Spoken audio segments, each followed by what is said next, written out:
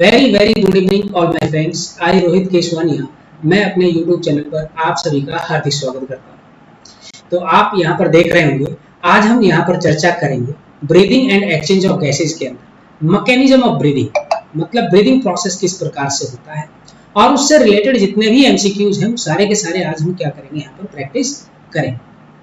और आपको यहाँ पर मैं बता देना चाहता हूँ, अगर आप एचटेट या एचपीएससी स्क्रीनिंग एग्जाम की अगर तैयारी कर रहे हैं, पीजीटी बायोलॉजी, चाहे वो केवीएस का एग्जाम हो, चाहे डीएसएसबी का एग्जाम हो या एनवीएस का एग्जाम हो, या फिर आप यूपी पीजीटी या टीजीटी बायोलॉजी की आप तैयारी कर रहे हैं, तो आप मेरे यूट्यूब चैनल से बिल्कुल जुड़ सकते हैं।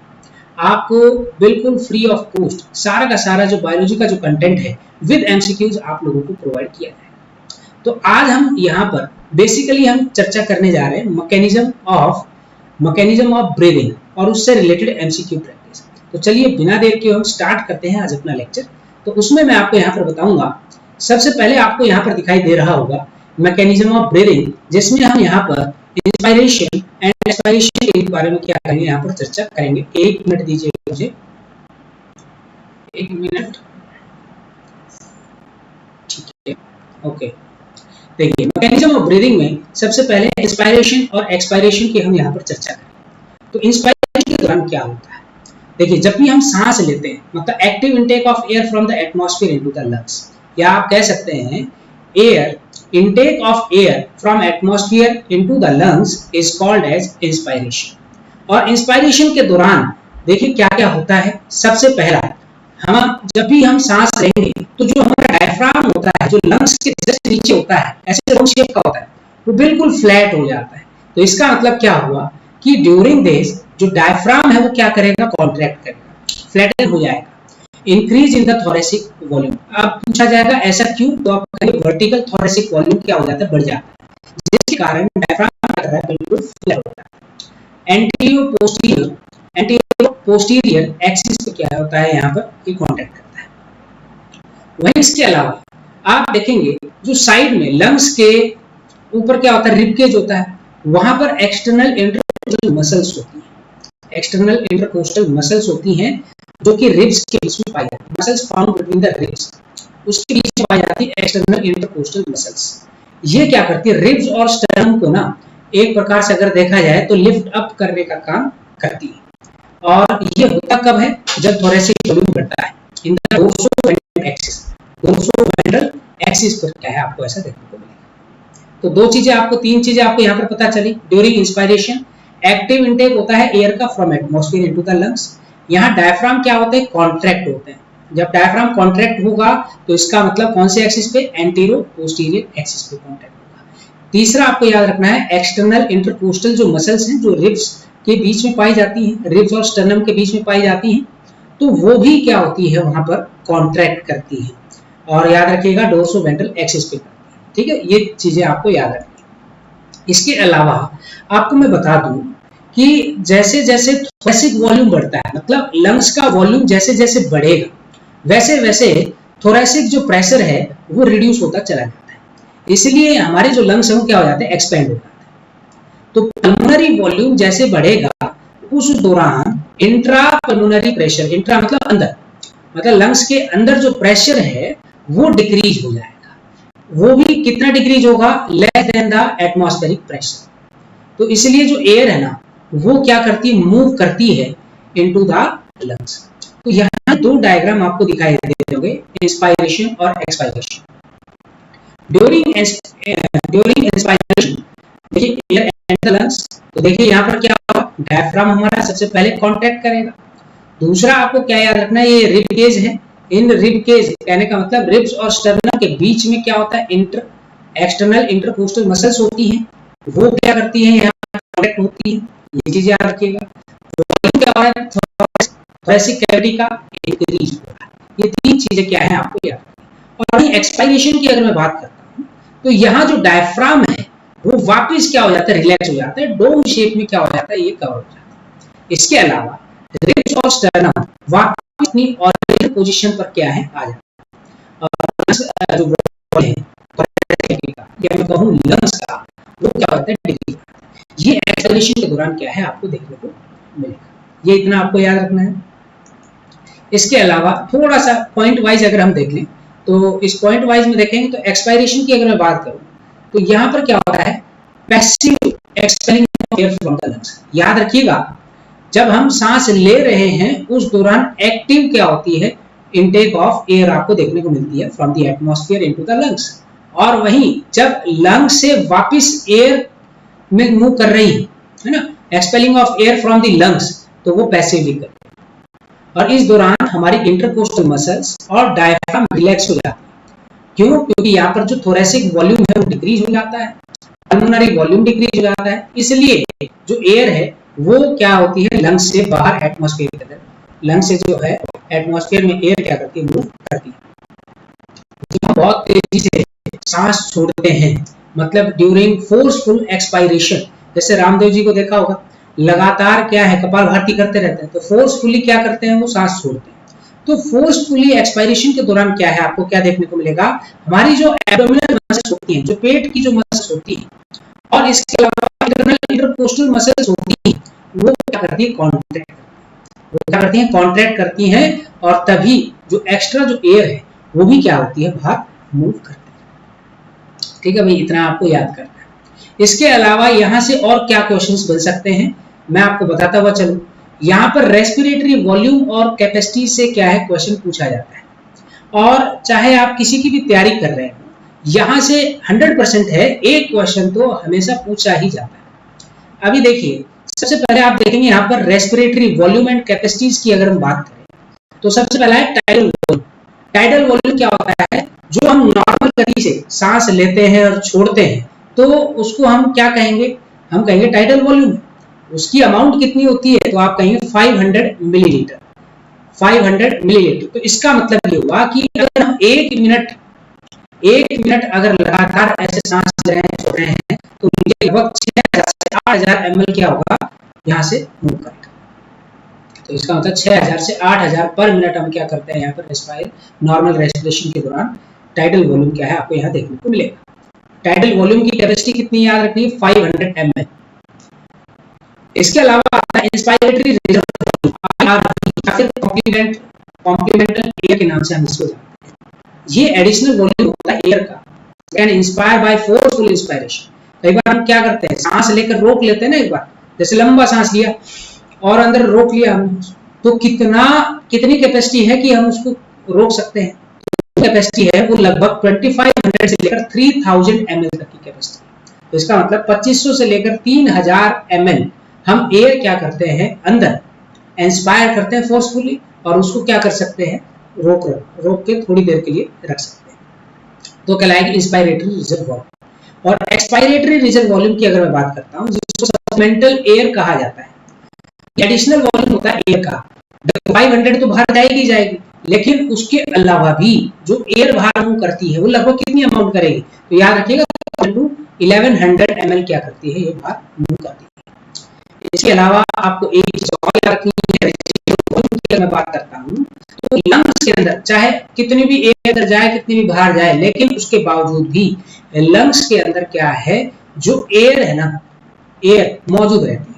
तो मैं कहूंगा volume of air remaining in the lungs after forceful expiration होती है, तो 1100 से लेकर 1200 ml तक आपका जो रेसिडुअल वॉल्यूम है वो लंग्स के अंदर क्या होता है, मौजूद रहता है।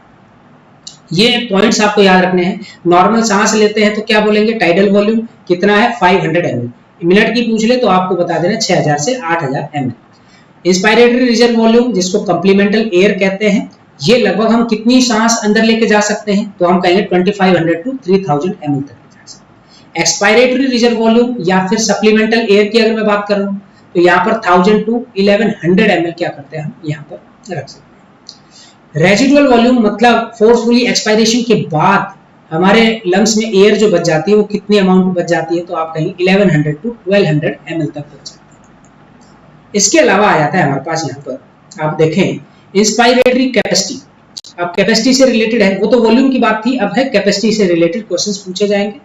तो टोटल वॉल्यूम अगर आप देखें, air inspired after normal expiration, है ना, नॉर्मल एक्सपायरेशन के बाद जो टोटल वॉल्यूम है एयर का वो कितना होता है, तो टीवी प्लस आई तो कितना हो जाएगा 3000 to 3500 ml। और वहीं एक्सपायरेटरी कैपेसिटी की बात करें तो यहाँ पर क्या करना है, जो टाइडल वॉल्यूम है प्लस में उसमें ERV मतलब एक्सपायरेटरी रिजर्व वॉल्यूम ऐड कर दीजिए, तो हो जाएगा 1500 to 1600 ml। ये याद रखो भाई। फंक्शनल रेजिडुअल कैपेसिटी की अगर बात करें FRC, volume of air remaining in the lungs after a normal expiration, है ना भाई। नॉर्मल आपने क्या किया, सांस छोड़ा तो उसके बाद जो बच गया वो कितना, तो ERV प्लस RV, तो इसका मतलब एक्सपायरेटरी रिजर्व वॉल्यूम प्लस में रेजिडुअल वॉल्यूम, तो ये टोटल कितना हो जाएगा 2100 to 2300 ml। ये फंक्शनल रेजिडुअल कैपेसिटी कहलाएगी। और वाइटल कैपेसिटी कितनी है, मतलब volume of air that can breathe in after forceful expiration, मतलब जब हम जोर लगा के सांस बाहर छोड़ देते हैं उसके बावजूद भी हमारे क्या है, लंग्स के अंदर एयर बच जाती है ना, तो उस वॉल्यूम को आपको बताना है। तो volume of air that can be breath after a forceful inspiration, तो ERV प्लस में TB प्लस में IRV, ये हो जाएगा 3500 to 4500 ml। ये चीज आपको याद रखनी है। इसके अलावा टोटल लंग कैपेसिटी आपसे पूछ ले, TLC पूछ ले आपसे, तो आपको क्या करना है, सब कुछ ऐड कर देना है, RV, ERV, TB, IRV या फिर VC बोलते हैं इसको, है ना, vital capacity, RV residual volume, तो ये आ जाएगा आपका 5000 to 600 ml। और इसके अलावा क्या याद रखना है आपको, हम कौन से of respiratory tract from nostril to the terminal bronchi not involved in the gaseous exchange, उसको हम क्या बोलते हैं, डेड स्पेस के नाम से जानते हैं। और डेड एयर वॉल्यूम क्या कितना होता है, लगभग 150 ml होता है। इंपॉर्टेंट वन है, ये पूछ लिया जाएगा आपसे, पूछ सकते हैं कि बताइए कि वो पार्ट गैसेस एक्सचेंज में पार्ट मतलब इन्वॉल्व नहीं होता, उसको हम क्या बोलते हैं, डेड स्पेस के नाम से जानते हैं। और डेड एयर वॉल्यूम लगभग 150 ml क्या है, होती है। रेस्पिरेटरी साइकिल में क्या होता है, इंस्पायरेशन और एक्सपायरेशन होता है। नॉर्मल रेस्पिरेटरी रेट कितना होता है, मतलब एक मिनट में हम कितनी बार सांस ले सकते हैं, तो लगभग 12 to 16 टाइम्स। इससे ज्यादा हो जाए तो क्या होगा, इससे ज्यादा हो जाएगा तो इसका मतलब आप बीमार हैं, आपको डॉक्टर को दिखाना पड़ेगा। इसके अलावा अब आपसे कोई पूछे कि रेस्पिरेटरी रेट को मेजर करने वाला ऐसा कोई इंस्ट्रूमेंट है, तो हम कहेंगे बिल्कुल, जिसको हम स्पायरोमीटर या फिर रेस्पिरोमीटर के नाम से क्या है जानते हैं। तो ये चीजें क्लियर हो जानी चाहिए आपको। यहां से मैं आपको बता देता हूं, एक या दो क्वेश्चन आपका एग्जाम के अंदर बिल्कुल बनेगा, क्योंकि एक तो दो नहीं बने तो कम से कम एक तो आएगा ही आएगा, ये ध्यान रखना इस चीज का। इसके अलावा आपको यहाँ ध्यान रखना है गैस एक्सचेंज, गैसेस एक्सचेंज की मैं अगर बात करूं तो ये जो गैस एक्सचेंज है वो एल्वुलाई और ब्लड एंड टिश्यूज के बीच में क्या है, आपको ऐसा देखने को मिलेगा। ठीक है, तो सबसे पहले आप देखेंगे जो एल्वुलाई है ये हमारी प्राइमरी साइट कहलाती है फॉर द गैसेस एक्सचेंज, जैसे कि ऑक्सीजन हो गया, कार्बन डाइऑक्साइड हो गया, तो ये सिंपल डिफ्यूजन प्रोसेस के तहत एक्सचेंज होते हैं। लेकिन यहाँ पर कुछ ना कुछ फैक्टर्स क्या होते हैं, रिस्पॉन्सिबल होते हैं। बिना फैक्टर है कि यहाँ पर गैसेस एक्सचेंज हो जाएगी, तो कुछ ना कुछ तो हुआ होगा।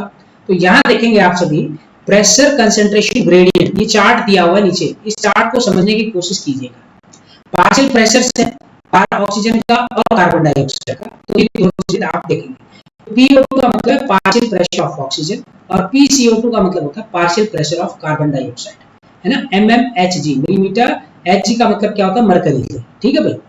अब देखते हैं रेस्पिरेटरी गैस, एटमॉस्फेरिक एयर की बात करें तो उसमें जो ऑक्सीजन का प्रेशर है वो 159 mmHg होता है। कार्बन डाइऑक्साइड कितना होता है, 0.3, हमारे एटमॉस्फेयर कितना ही तो होता है ना। अगर मैं एल्वुलाई की बात करता हूं तो ये हो जाता है 104, पार्शियल प्रेशर जो ऑक्सीजन का है वो हो जाता है 104, और वहीं 40 हो जाता है पार्शियल प्रेशर कार्बन डाइऑक्साइड का।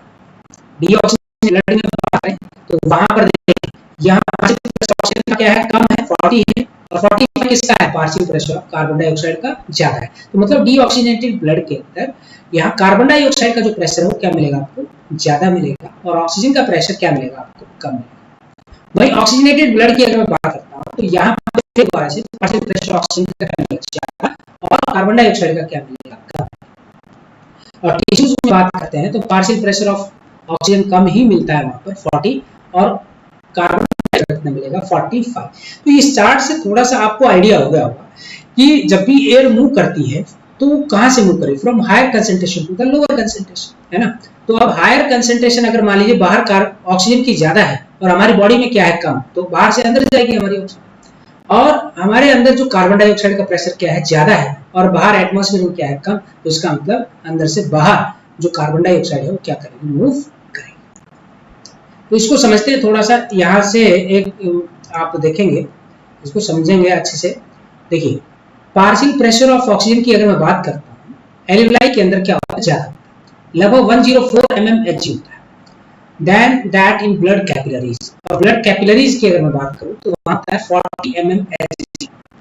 मतलब क्या है, एल्यूलाई के अंदर पार्शियल प्रेशर ऑफ ऑक्सीजन ज्यादा है, और वहीं ब्लड कैपिलरीज में क्या है, कम। तो इसीलिए जो ऑक्सीजन है ना, वो डिफ्यूज हो जाती है इनटू द कैपिलरीज ब्लड।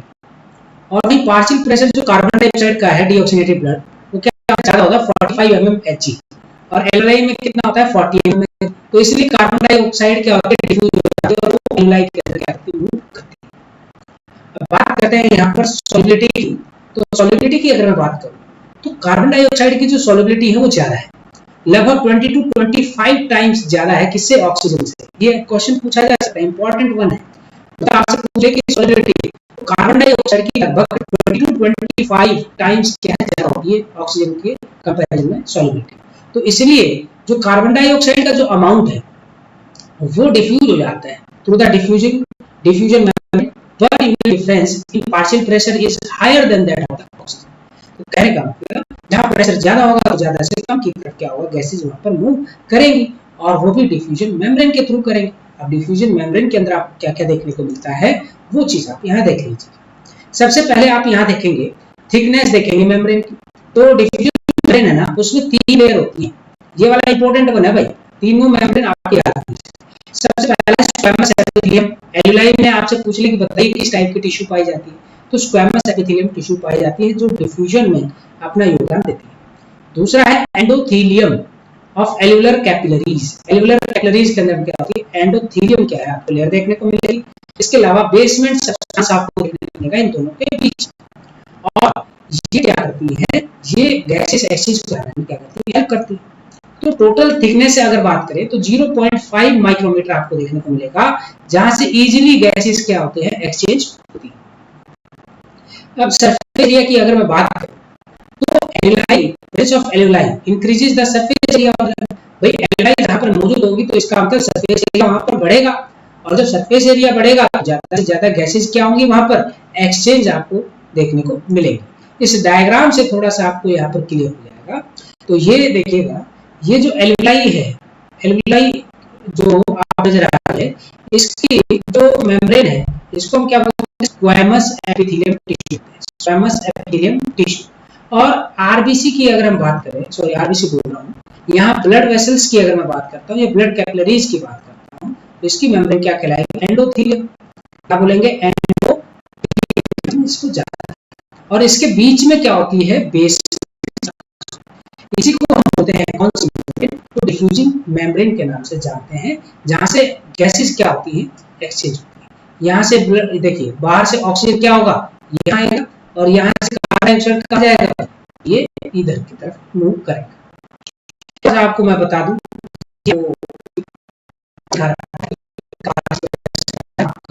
इसको समझने की कोशिश करें, आपको समझ में आएगा कि ऊपर एल्यूलाई, नीचे टिश्यू, ठीक है। एल्यूलाई के अंदर देखिएगा कि पार्शियल प्रेशर जो ऑक्सीजन का कितना है, 104 mmHg, और कार्बन डाइऑक्साइड का 40 mmHg को देखो, ठीक है भाई।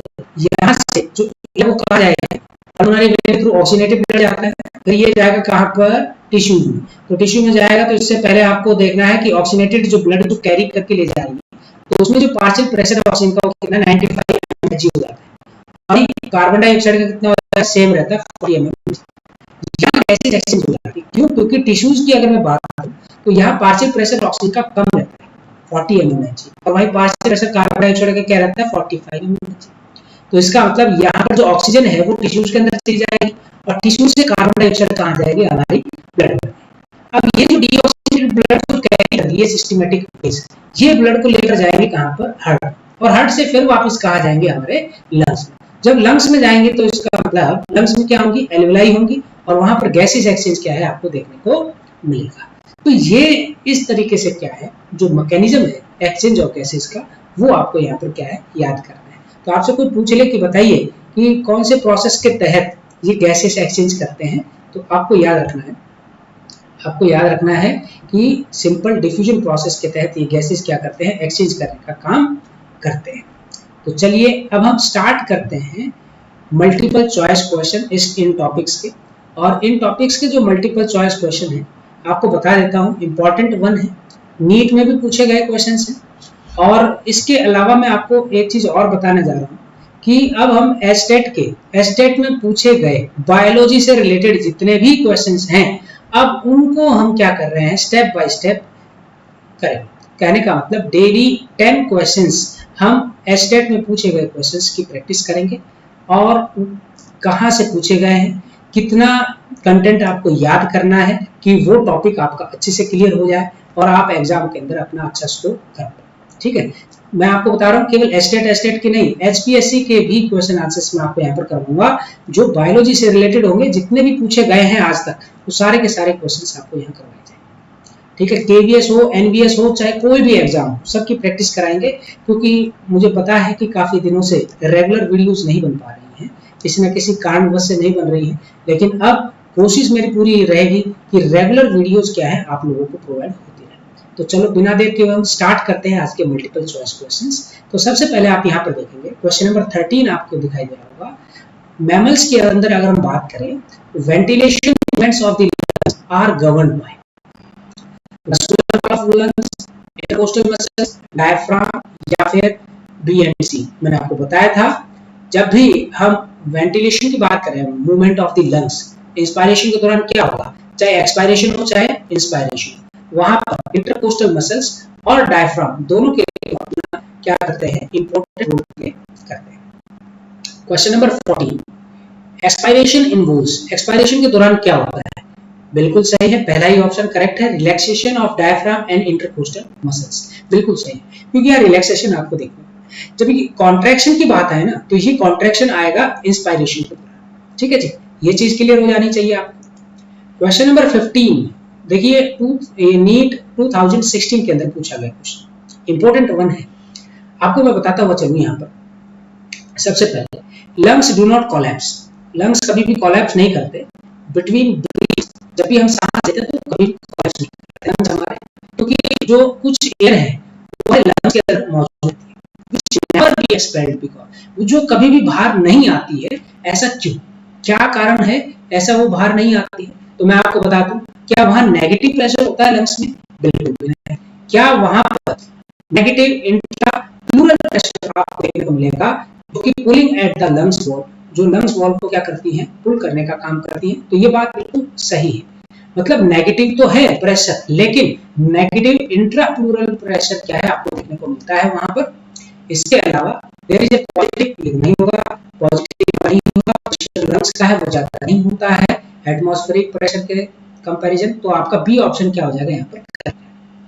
क्वेश्चन नंबर 16 की अगर हम चर्चा करें, the maximum amount of air that can B inspired after a maximum expiration is called the, उसको क्या कहेंगे, देखिए मैक्सिमम अमाउंट ऑफ एयर आपने क्या किया, इंस्पायर किया, जब आपने बहुत तेजी से सांस छोड़ दिया और उसके बाद तेजी से आप क्या कर रहे हो, अंदर क्या लेते जा रहे हो, एयर लेते जा रहे हो, तो उसको हम क्या कहेंगे, क्या फोर्सफुली एक्सपायरेटरी वॉल्यूम कहेंगे, नहीं, क्या मैक्सिमम एक्सपायरेटरी वॉल्यूम कहेंगे, नहीं, क्या टाइडल वॉल्यूम कहेंगे, टाइडल वॉल्यूम नॉर्मल सांस लेना छोड़ना होता है जो कि 500 ml कहलाता है ना, क्या वाइटल कैपेसिटी कहेंगे। तो 16 का जो ऑप्शन हो जाएगा वो क्या हो जाएगा, डी ऑप्शन करेक्ट हो जाएगा, वाइटल कैपेसिटी है ना, कितनी कैपेसिटी है भाई, कितनी मात्रा में आप सांस क्या है ले सकते हैं। जब आप तेज गति से सांस छोड़ रहे हैं, उसके बाद तेज गति से सांस ले रहे हैं, तो कितनी कैपेसिटी आपकी कि आप उस एयर को ले सकते हैं। तो वाइटल कैपेसिटी लगभग मैंने आपको बताया था 3000 के आसपास आपको देखने को मिलेगी। 17th का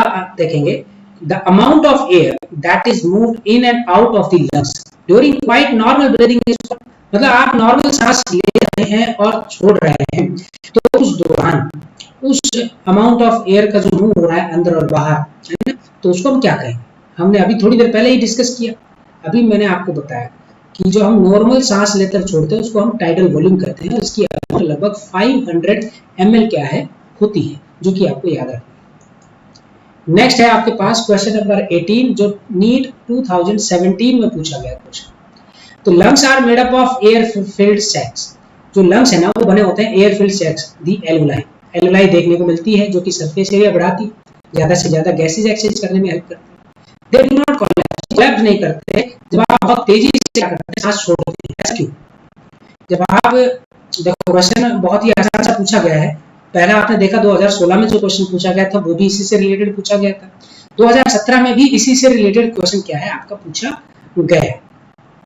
तो आप देखिए कि लंग्स आपके क्या होते हैं, उसमें एयर भरी होती है, ठीक है सर, लेकिन वो कोलैप्स नहीं करते जब आप बहुत तेजी से सांस छोड़ते हैं। ऐसा क्योंकि रेजिडुअल वॉल्यूम होती है आपके लंग्स के अंदर। रेजिडुअल वॉल्यूम ऑलरेडी आपके लंग्स के अंदर क्या होती है, मौजूद होती है, उसी की वजह से कोलैप्स नहीं होती है। तो आंसर क्या हो जाएगा, ए ऑप्शन हो जाएगा। अब रेजिडुअल जो एयर है कैन बी ट्रेस्ड, कहां आपको देखने को मिलती है रेजिडुअल एयर? अभी ये आसान सा क्वेश्चन हो गया, आप कहेंगे एल्वेलाई के अंदर ही क्या है आपको देखने को मिलेगी रेजिडुअल एयर, ब्रोंकाई, नेसल चैम्बर, ट्रैकिया के अंदर नहीं देखने को मिलेगी, ठीक है भाई। इसके अलावा question number 20, anatomically dead space is, देखो यहाँ ये क्वेश्चन इंपॉर्टेंट बन सकता है। एनाटॉमिकली डेड स्पेस इज, तो डेड स्पेस किसको कहा जाएगा? तो आप कहेंगे अपर रेस्पिरेटरी ट्रैक को कहा जाएगा। जो रेस्पिरेटरी ट्रैक है ना, उसका जो अपर पार्ट है उसको हम क्या कहेंगे, एनाटॉमिकली डेड स्पेस। अच्छा, ऐसा क्यों? क्योंकि वहां गैसेस एक्सचेंज नहीं होती, इसलिए उसको क्या कहा जाता है, डेड स्पेस कहा जाता है। अच्छा, question number 21, most important question, याद रखिए। Arrange the following in the order of the increasing volume. Volume पता होगा तो आप इजीली इनको कर पाओगे। तो देखिए, टाइडल वॉल्यूम तो सबसे कम रहेगा, 500 ml आपको देखने को मिलता है, ठीक है। तो पहले में तो ए आएगा, सेकंड आ जाएगा आपका एक्सपायरेटरी रिजर्व, ठीक है, एक्सपायरेटरी रिजर्व वॉल्यूम, और उसके बाद आएगा रेजिडुअल वॉल्यूम, और लास्ट में आ जाएगा वाइटल कैपेसिटी होती है, ठीक है।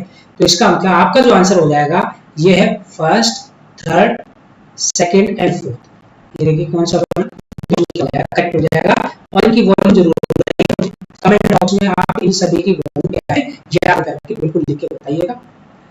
Question 22, cells which help in the transportation of the oxygen are, आपको बताना वो कौन सी सेल्स हैं हमारी ब्लड के अंदर जो क्या करती हैं, ऑक्सीजन को ट्रांसपोर्ट कराने का काम करती हैं। आप कहेंगे आरबीसी, आरबीसी के लिए भाई ऑक्सीजन ट्रांसपोर्ट कराने का काम। आज का लास्ट क्वेश्चन है, इसके बाद हम बाकी क्वेश्चंस कल करेंगे। कल मैक्सिमम क्वेश्चंस किए जाएंगे, लगभग 25-26 के आसपास क्वेश्चन हम कल की वीडियो के अंदर हम करेंगे। कल की वीडियो थोड़ी सी बड़ी हो सकती है और ये जो चैप्टर है आपका ये खत्म हो सकता है, इसके बाद हम नया चैप्टर स्टार्ट करेंगे।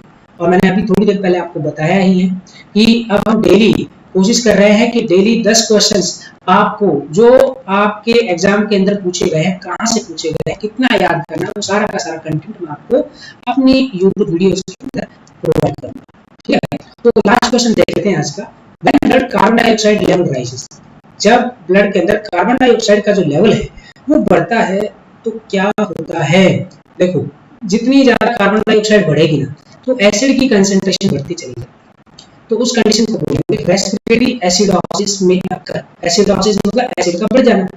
तो जब भी ब्लड के अंदर कार्बन डाइऑक्साइड का लेवल बढ़ता है तो एसिड की कंसंट्रेशन क्या हो जाती है, ठीक है। तो होता है रेस्पिरेटरी एसिडोसिस में अकर, ये आपको क्या है देखने को मिलेगा। तो ये था आज का मतलब कंटेंट।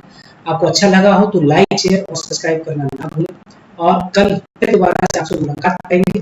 तब तक के लिए जय हिंद, जय भारत, धन्यवाद।